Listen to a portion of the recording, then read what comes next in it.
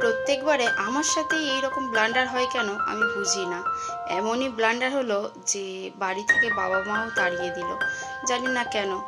যাই হোক, কি আর বলবো, চলো পুরো ব্লগটা দেখো, তবেই বুঝবে যে কি হয়েছিল। ওই দিন ছিল রান্না পুজো। আমি ব্লগটা শুরু করেছিলাম ওই বিকেল থেকে, না হলে সন্ধেবেলা থেকে, ঠিক মনে পড়ছে না, তবে সকাল থেকে শুরু করিনি এটা মনে আছে। চলো বাইরে কি হচ্ছে সেটাই তোমাদের দেখাই। বাইরে রান্না পুজোর সব কাটাকুটি হয়ে গেছে, সবজি টবজি কাটা হয়ে গেছে, মানে যেগুলো ভাজা হবে আর কি। By the way, welcome back to my channel, stay with me. কেমন আছো সবাই? আশা করছি সবাই ভালো আছে, আমি তো মোটামুটি আছি। চলো শুরু করা যাক।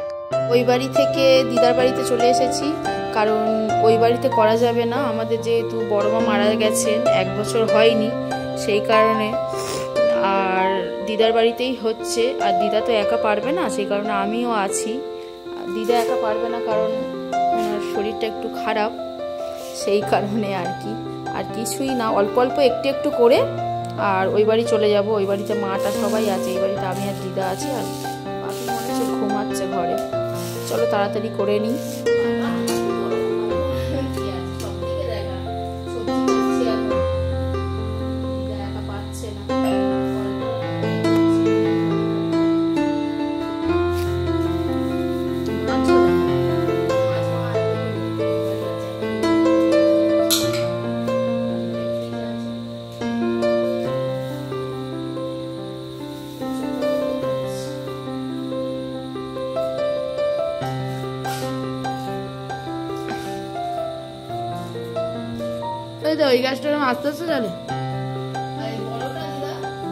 সবকিছুই কাটা কমপ্লিট হয়ে গেছে ভাজার, এবার চচ্চড়িটা কাটলেই হবে। দিদার ভোগের আড়ির ভাত হয়ে গেছে, ভাতটাও বসিয়েছে, এবার ডাল চচ্চড়ি বসাবে, একটু চা খেতে হবে। এই যে মানু, এইদিকে আয়, এইদিকে আয়, তোকে অন্ধকার দেখাচ্ছে, এইদিকে আরো অন্ধকার। এই বাবি, ওরকম করিস না।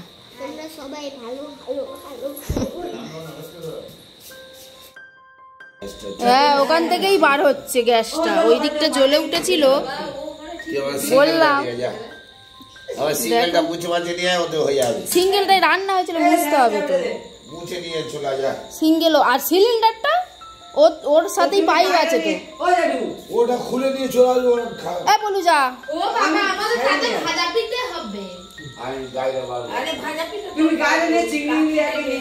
কি জ্বালা বাপরে বাপ। এখন বাজে 10টা 20।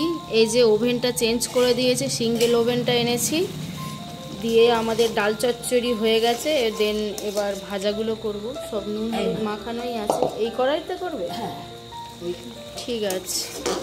বাবারে কখন হবে, অনেক টাইম লেগে যাবে।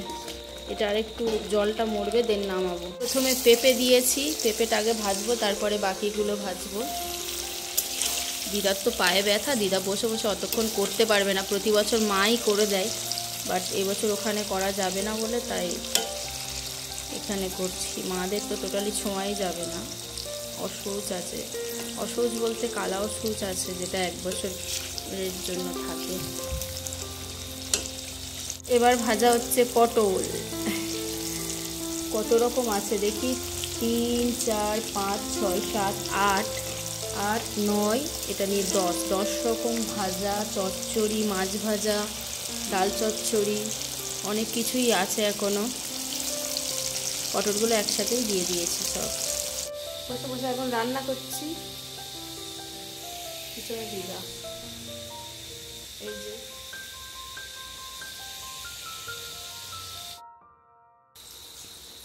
পায়ে তেল পড়ে পুরো গেল, পাটা পুড়ে।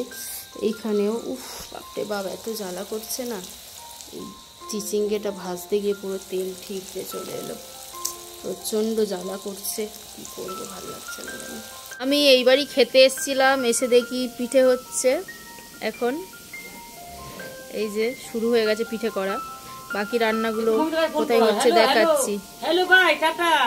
একটু ম্যাডামের কাছে ফোন করবে। বড় মার অবর্তমানে এখন মা রান্না করছে, যেহেতু বড় মা নেই সেই কারণে মাই সব করছে। আবার পিঠেগুলো গ্যাসে হয়, আর বাকি ভোগের আড়ির ভাতটা এই মাটির উনুনে। খাওয়া দাওয়া করে আবার চলে এসেছি রান্না করতে। এদিকে মাছ ভাজা হবে, কড়াই বসিয়ে দিয়েছি, তেল গরম হচ্ছে। বাপরে বাপ, এত বড় ফোসকা পড়েছে পায়ে, উফ কি বলবো, প্রচন্ড জ্বালাও করছে। আর এখানে শুধু ইলিশ মাছই আছে, এদিকে চিংড়ি আছে চচ্চড়ি করার জন্য। এই যে দিদা মাছে নুন হলুদ মাখিয়েই রেখেছে, আমি খেতে গিয়ে নিয়ে এলাম মাছটা। তেল মনে হচ্ছে গরম হয়ে গেছে, আরও তেল দিতে হবে। আরও তেল দিয়ে দিয়েছি, প্যাকেট থেকে এতে ঢালা তেলটা ভাব পড়েই গেল ঢালতে গিয়ে। আরও তেল, না না এই তেলেই হয়ে যাবে, আর তো কিছু বাকি নেই, শুধু চচ্চড়িটা হবে আর মাছ ভাজা এতে হয়েই যাবে। আর ইলিশ মাছ মানে তো তেল উঠবেই, ওই তেলে চিংড়িটা ভাজবো আর চচ্চড়িটা করব। তেল গরম হয়েছে তাই এবার খুব সাবধান। বাবা তেলটা ভাজাতে দেখো দিদা পুরো পুরো কালো। মাছ ভাজা খুব সুন্দর হচ্ছে।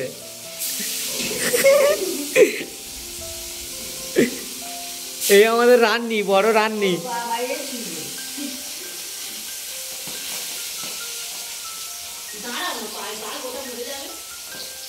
এখন ঠ্যাং পুড়ে গেছে, ওই জন্য এত ভয় লেগেছে, একটু করে করে ফাটছে আর ছুটছে।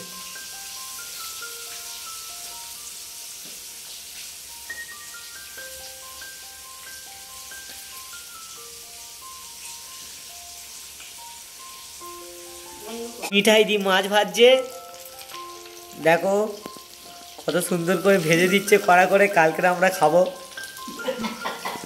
আর ওইদিকে দিদা হাঁটু ব্যথা নিয়ে বসে আছে, কাজ পাচ্ছে না, আর একদিকে মেয়েটাকে দিয়ে খাটাচ্ছে একাই। আর তোমাদের কাদের কাদের বাড়িতে রান্না পূজা আছে অবশ্যই কমেন্ট বক্সে জানিও। আমার তো পায়ে ফোসকা পড়েছে এত বড়, প্রচন্ড জ্বালাও করছে, কি বলবো, তাও করতে হচ্ছে। রান্নার চাপে পড়ে ঠ্যাঙে ফোসকা পড়ে ফেলে, পুরো তেল ছিটকে পুরো পায়ে। এত ভালো মেয়ে রান্না শিখেছে। মাছ ভাজা কমপ্লিট, এবার চচ্চড়িটা বসিয়েছি, বসালে হয়ে যাবে। দিদা এই যে চালতা আছে, চালতার চাটনি আর পায়েসটা করবে, কারণ চালতার চাটনিটা আমি পারি না, সেই কারণে।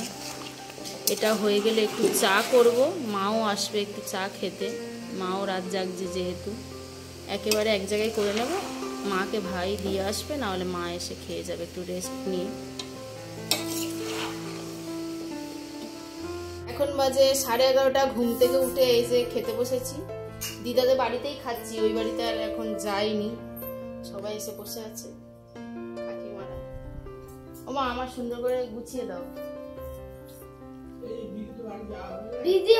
যাও, আমি দিয়ে দিয়েছে গুছিয়ে। সব নিয়ে নিয়েছি থালায়, এটা ভোগেরারির ভাত, আর বাকিগুলো সব, এতগুলো আমি খাবো না, শুধু নিয়েছি চাটনি আর পায়েসটাও নিইনি। চলো এটা আগে খাওয়া যাক।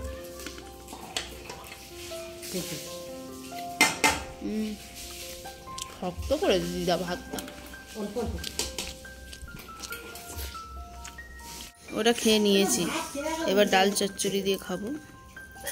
ডাল চচ্চড়িটা কিরকম হয়েছে দেখি, কাল তো একবার পুড়ে যাচ্ছে। সুস্থ আছে কিন্তু বসে আছে। ব্লান্ডারটা কি হয়েছিল সেটা তো তোমরা দেখলেই, মাছ ভাজতে গিয়ে তেল ছিটকে পড়ে পুরো পা হাত পা সব পুড়ে গেছে। যাই হোক, তারপরে বাড়ি থেকে বেরোনোর কাণ্ডটা হচ্ছে, পরের দিন আমি বাড়িতেই চলে এসেছিলাম, মানে যেদিন পান্তা সেদিন আর ভাল লাগছিল না, অনেকদিন ছিলাম, ওই জন্য বললাম যে বাড়িতে যাই, অনেক কাজও ছিল, তাই বাপি আমাকে ছেড়ে দিচ্ছে। রান্না পুজোর খাবার দাবার নিয়ে বাড়িতেই ছেড়ে দিয়েছিল বাপি, মানে খাবার দাবার দিতে গেছিলো। আমি বললাম বাপি তোমার সাথেই চলে যাব, ময়ূকের আসার কথা ছিল বিকেলে, বাট আসেনি। বাপি খাবার দাবার দিয়ে সাথে সাথেই বেরিয়ে যাচ্ছে, ওনার ডিউটি ছিল। আর আমার বাড়িতে এলে বাপি একেবারেই থাকে না, আর বাবা মা কখনো নিজের ছেলে মেয়েকে বাড়ি থেকে তাড়িয়ে দেয় না, এটা জাস্ট এমনিই বললাম। ব্লগটা এখানেই এন্ড করলাম, দেখা হচ্ছে নেক্সট ব্লগে। আর হ্যাঁ, তোমাদের পুজো প্ল্যান কি অবশ্যই কমেন্ট বক্সে জানাতে ভুলো না কিন্তু। দেখা হচ্ছে খুব তাড়াতাড়ি। Tata, bye, love you all guys, and good night.